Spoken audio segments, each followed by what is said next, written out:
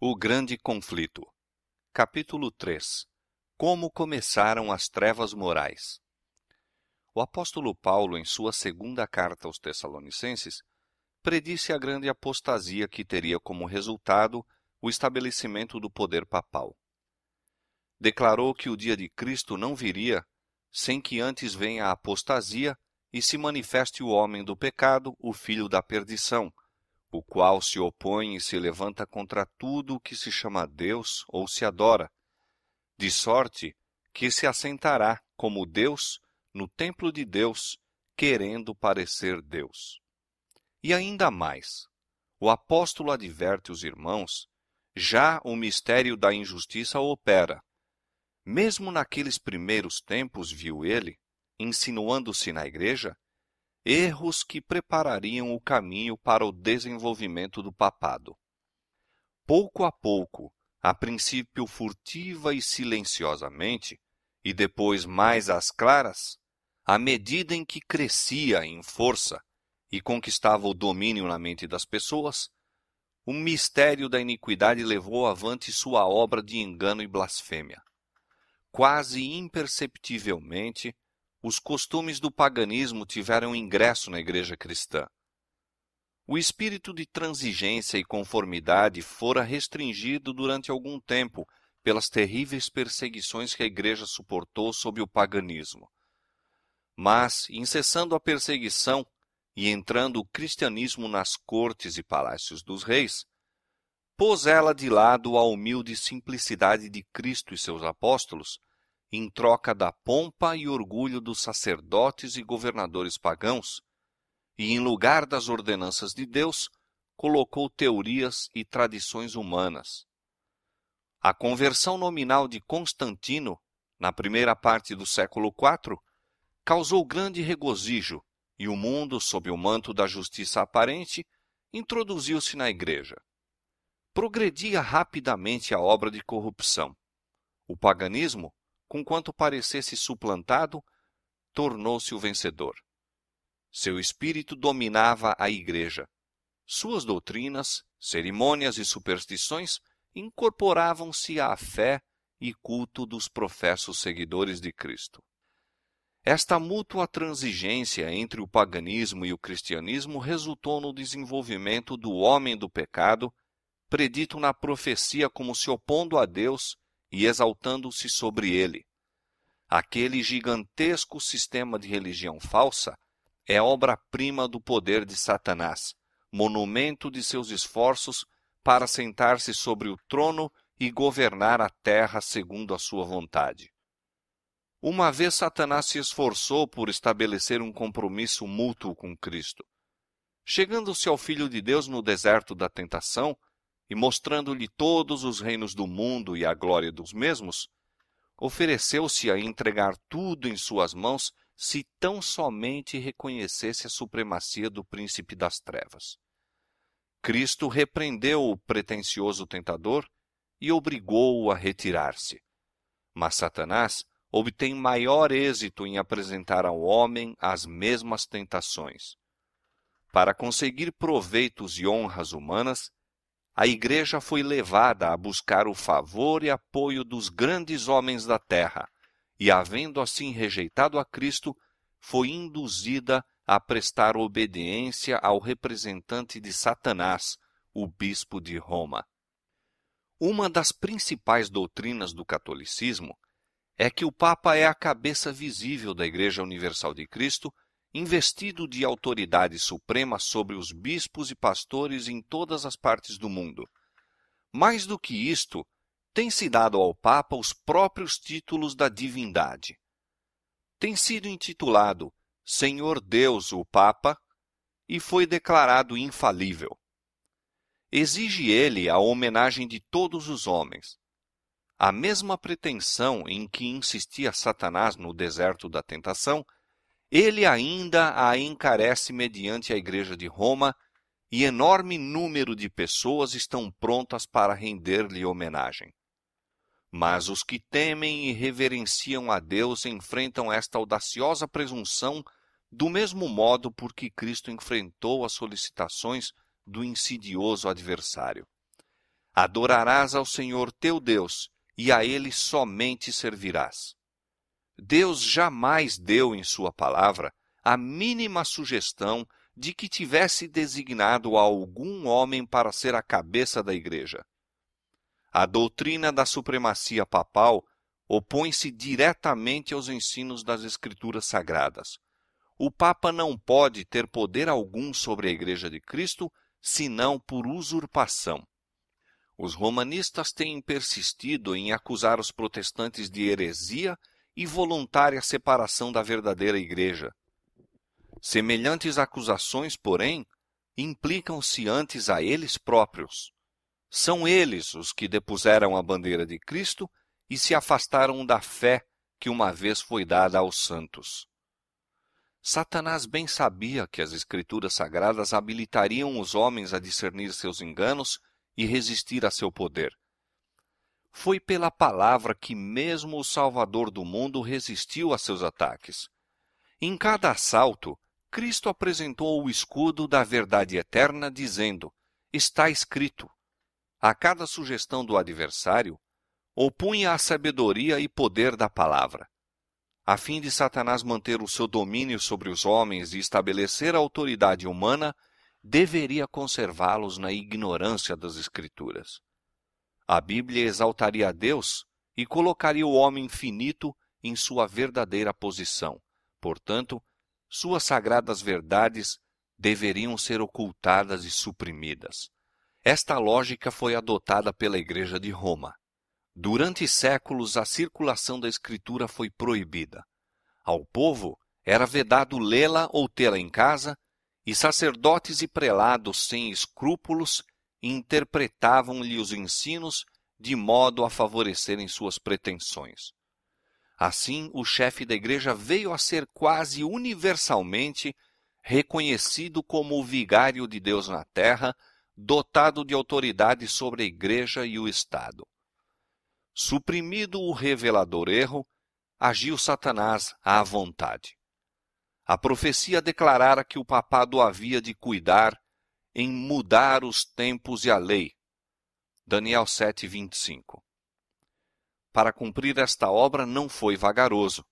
A fim de proporcionar aos conversos do paganismo uma substituição à adoração de ídolos e promover assim sua aceitação nominal do cristianismo, foi gradualmente introduzida no culto cristão a adoração das imagens e relíquias.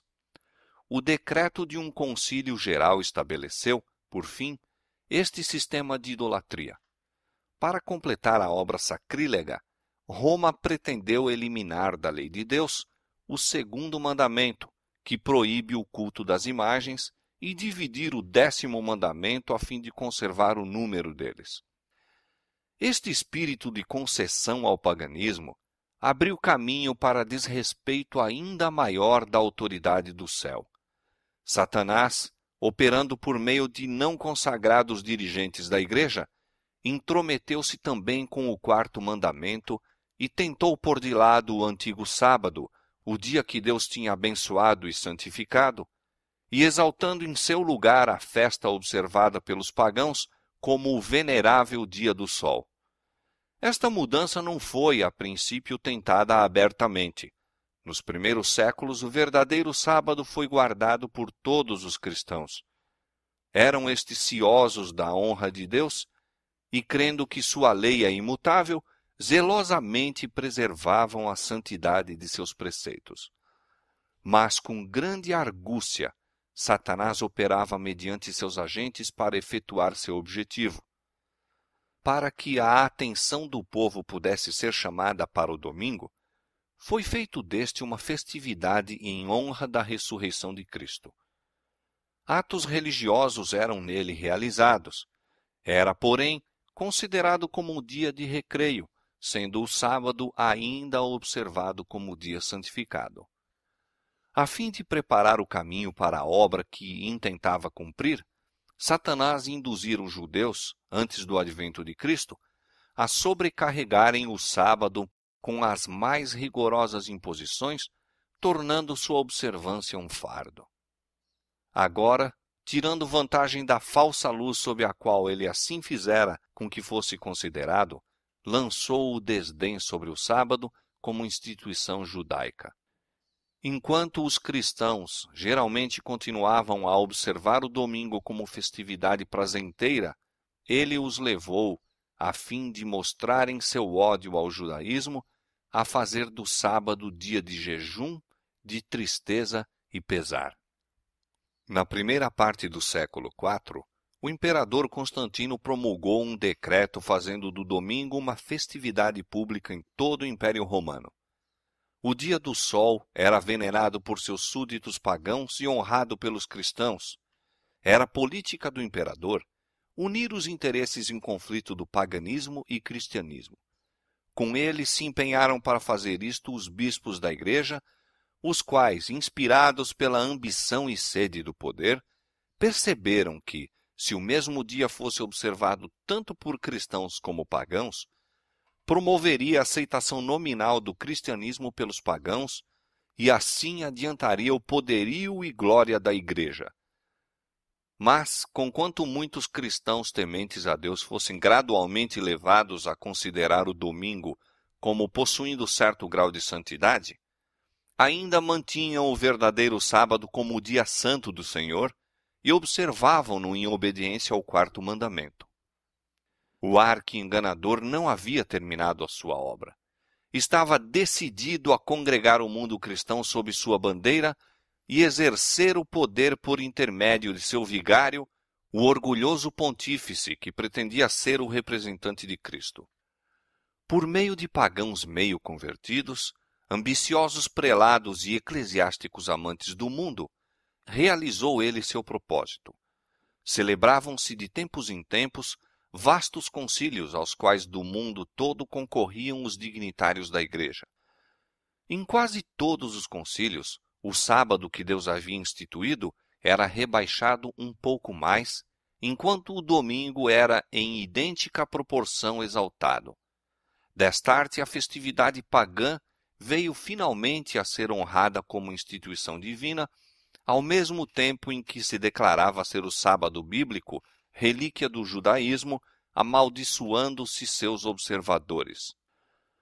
O grande apóstata conseguira exaltar-se contra tudo o que se chama Deus ou se adora.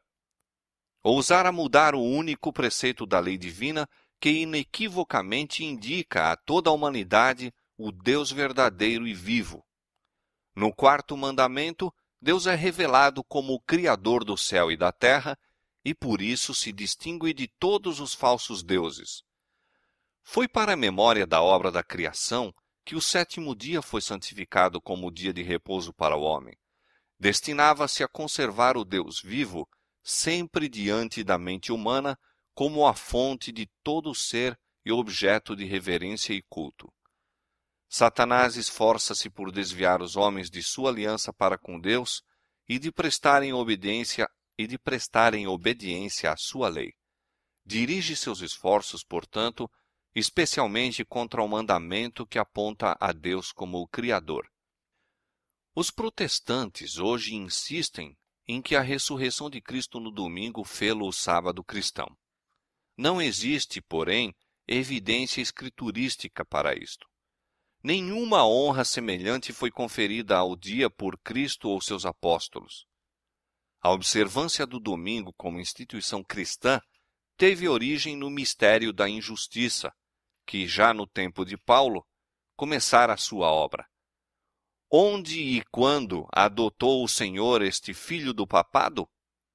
Que razão poderosa se poderá dar para uma mudança que as Escrituras não sancionam?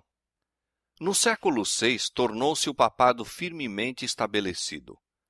Fixou-se a sede de seu poderio na capital imperial e declarou-se ser o bispo de Roma a cabeça de toda a igreja. O paganismo cedera lugar ao papado.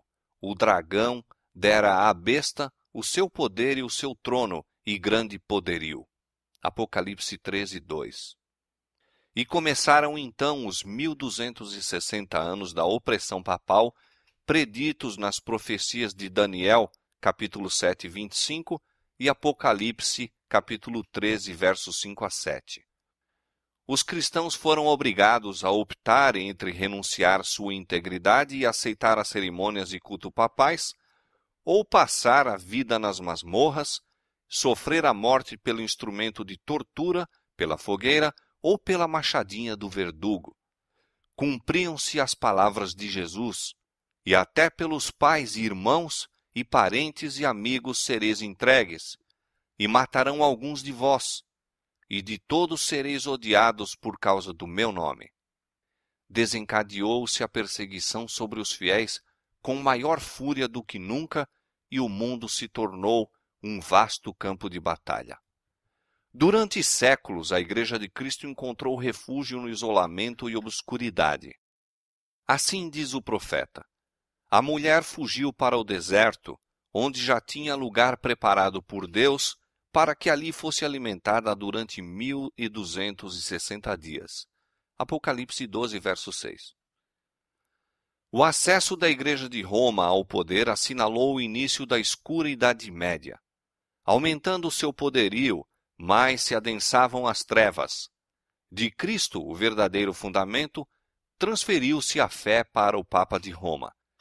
Em vez de confiar no Filho de Deus para o perdão dos pecados e para a salvação eterna, o povo olhava para o Papa e para os sacerdotes e prelados a quem alegava autoridade. Ensinava-se-lhe ser o Papa seu mediador terrestre e que ninguém poderia aproximar-se de Deus senão por seu intermédio. E mais ainda, que ele ficava para eles em lugar de Deus e deveria, portanto, ser implicitamente obedecido. Esquivar-se de suas disposições era motivo suficiente para se infligir a mais severa punição ao corpo e alma dos delinquentes. Assim, a mente do povo desviava-se de Deus para homens falíveis e cruéis, e mais ainda, para o próprio príncipe das trevas, que por meio deles exercia o seu poder. O pecado se disfarçava sob o manto de santidade. Quando as Escrituras são suprimidas e o homem vem a considerar-se supremo, só podemos esperar fraudes, engano e aviltante iniquidade. Com a elevação das leis e tradições humanas, tornou-se manifesta a corrupção que sempre resulta de se pôr de lado a lei de Deus. Dias de perigo foram aqueles para a Igreja de Cristo. Os fiéis porta-estandartes eram, na verdade, poucos. Posto que a verdade não fosse deixada sem testemunhas, parecia por vezes que o erro e a superstição prevaleceriam completamente e a verdadeira religião seria banida da terra. Perdeu-se de vista o Evangelho, mas multiplicaram-se as formas de religião e o povo foi sobrecarregado de severas exigências. Ensinava-se-lhes não somente a considerar o Papa como seu mediador, mas a confiar em suas próprias obras para expiação do pecado. Longas peregrinações, atos de penitência, adoração de relíquias, ereção de igrejas, relicários e altares, bem como o pagamento de grandes somas à Igreja, tudo isto e muitos atos semelhantes eram ordenados para aplacar a ira de Deus ou assegurar o seu favor, como se Deus fosse idêntico aos homens, encolerizando-se por ninharias ou apaziguando-se com donativos ou atos de penitência. Apesar de que prevalecesse o vício, mesmo entre os chefes da Igreja de Roma, sua influência parecia aumentar constantemente. Mais ou menos ao findar do século VIII, os romanistas começaram a sustentar que nas primeiras épocas da Igreja, os bispos de Roma tinham possuído o mesmo poder espiritual que assumiam agora. Para confirmar essa pretensão, era preciso empregar alguns meios com o fito de lhe dar aparência de autoridade. Isto foi prontamente sugerido pelo pai da mentira. Antigos escritos foram forjados pelos monges. Decretos de concílios que antes nada se ouvira foram descobertos, estabelecendo a supremacia universal do Papa desde os primeiros tempos. E a Igreja que rejeitara a verdade, avidamente aceitou estes enganos. Aos poucos, os fiéis que construíram sobre o verdadeiro fundamento ficaram perplexos e entravados quando o entulho das falsas doutrinas obstruiu a obra. Como os edificadores sobre o muro de Jerusalém no tempo de Neemias, alguns se prontificaram a dizer: já desfaleceram as forças dos acarretadores, e o pó é muito, e nós não podemos edificar um muro. Cansados da constante luta contra a perseguição, fraude, iniquidade e todos os outros obstáculos que Satanás pudera engendrar para deter-lhes o progresso, alguns que haviam sido fiéis edificadores desanimaram, e por amor da paz e segurança de sua propriedade e vida, desviaram-se do verdadeiro fundamento.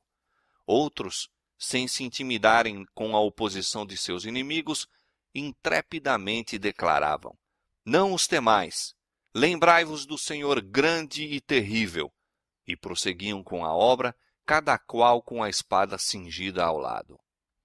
O mesmo espírito de ódio e oposição à verdade tem inspirado os inimigos de Deus em todos os tempos, e a mesma vigilância e fidelidade têm sido exigidas de seus servos.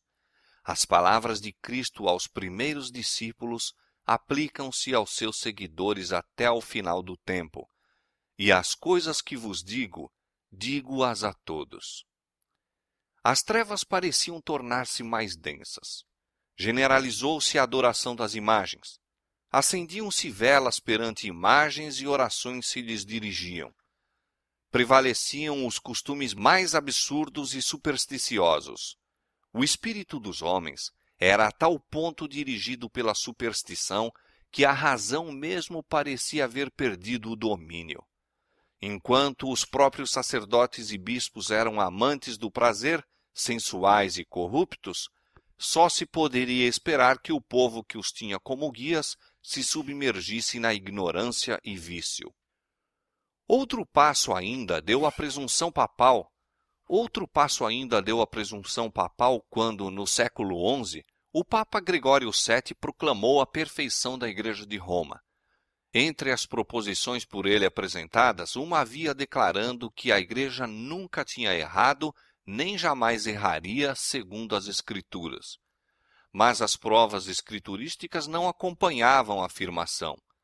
O altivo pontífice também pretendia o poder de depor imperadores, e declarou que sentença alguma que pronunciasse poderia ser revogada por quem quer que fosse, mas era prerrogativa sua revogar as decisões de todos os outros. Uma flagrante ilustração do caráter tirânico do Papa Gregório VII se nos apresenta no modo por que tratou o imperador alemão Henrique IV. Por haver intentado desprezar a autoridade do Papa, declarou-o este excomungado e destronado. Aterrorizado pela deserção e ameaças de seus próprios príncipes, que por mandado do Papa eram incentivados na rebelião contra ele, Henrique pressentiu a necessidade de fazer as pazes com Roma. Em companhia da esposa e de um servo fiel, atravessou os Alpes em pleno inverno, a fim de humilhar-se perante o Papa. Chegando ao castelo para onde Gregório se retirara, foi conduzido, sem seus guardas, a um pátio externo e ali, no rigoroso frio do inverno, com a cabeça descoberta, descalço e miseravelmente vestido, esperou a permissão do Papa a fim de ir à sua presença. O pontífice não se dignou de conceder-lhe perdão, senão depois de haver ele permanecido 3 dias jejuando e fazendo confissão. Isso mesmo, apenas com a condição de que o imperador esperasse a sanção do Papa antes de reassumir as insígnias ou exercer o poder da realeza. E Gregório, envaidecido com seu triunfo, jactava-se de que era seu dever abater o orgulho dos reis. Quão notável é o contraste entre o orgulho deste altivo pontífice e a mansidão e suavidade de Cristo, que representa a si mesmo à porta do coração a rogar que seja ali admitido, a fim de poder entrar para levar perdão e paz, e que ensinou a seus discípulos: qualquer que entre vós quiser ser o primeiro, seja vosso servo. Os séculos que se seguiram testemunharam aumento constante de erros nas doutrinas emanadas de Roma. Mesmo antes do estabelecimento do papado, os ensinos dos filósofos pagãos haviam recebido atenção e exercido influência na Igreja.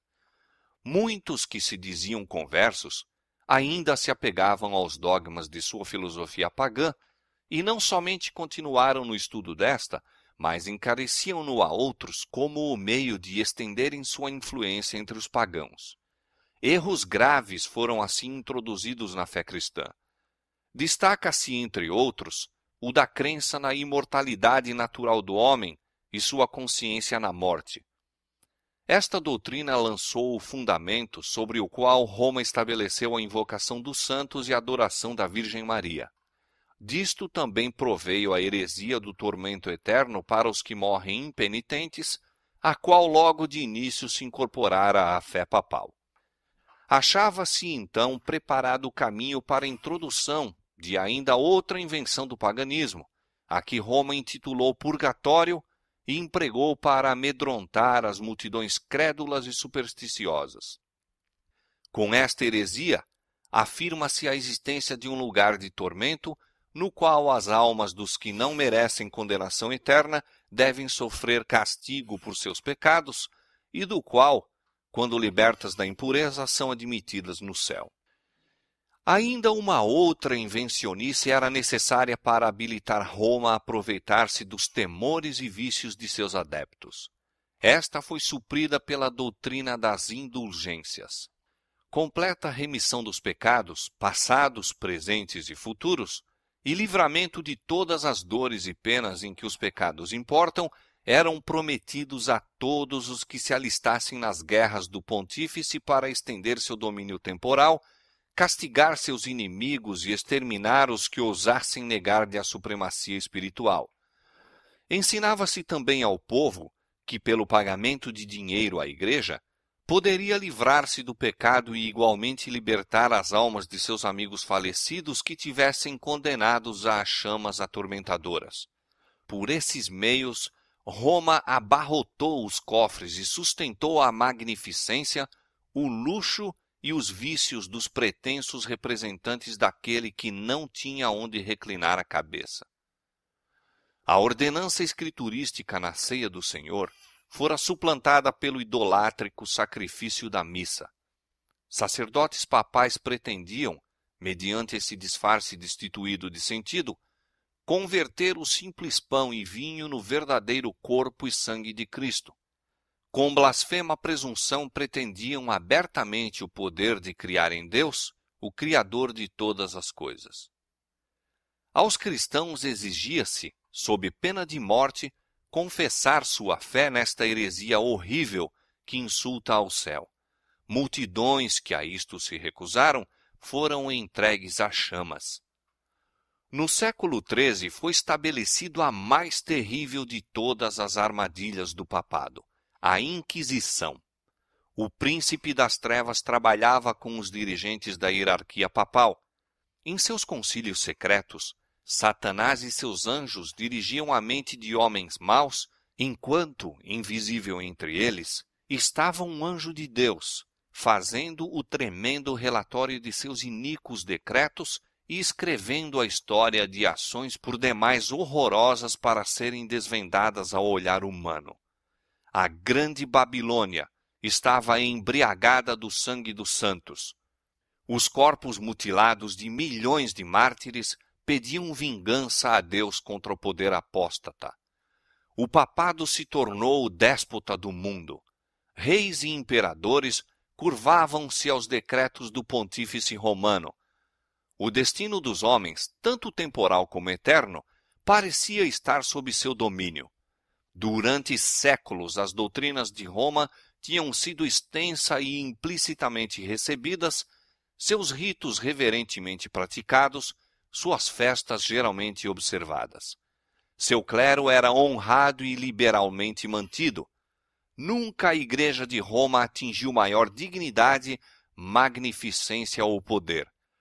Mas o meio-dia do papado foi a meia-noite do mundo.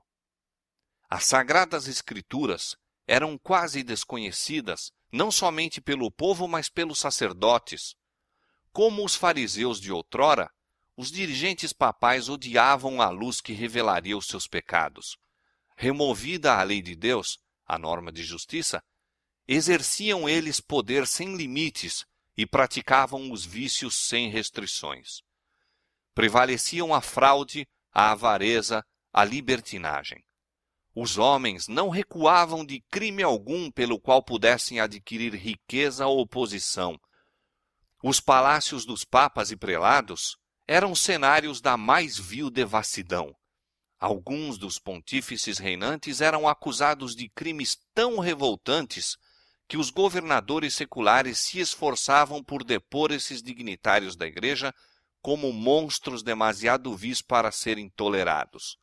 Durante séculos, a Europa não fez progresso no saber, nas artes ou na civilização. Uma paralisia moral e intelectual caíra sobre a cristandade. A condição do mundo sob o poder romano apresentava o cumprimento terrível e surpreendente das palavras do profeta Oséias. O meu povo foi destruído porque lhe faltou o conhecimento. Porque tu rejeitaste o conhecimento, também eu te rejeitarei, visto que te esqueceste da lei do teu Deus, também me esquecerei de teus filhos. Não há verdade, nem benignidade, nem conhecimento de Deus na terra. Só prevalecem o perjurar e o mentir, e o matar e o furtar, e o adulterar, e há homicídios sobre homicídios. Foram estes os resultados do banimento da palavra de Deus.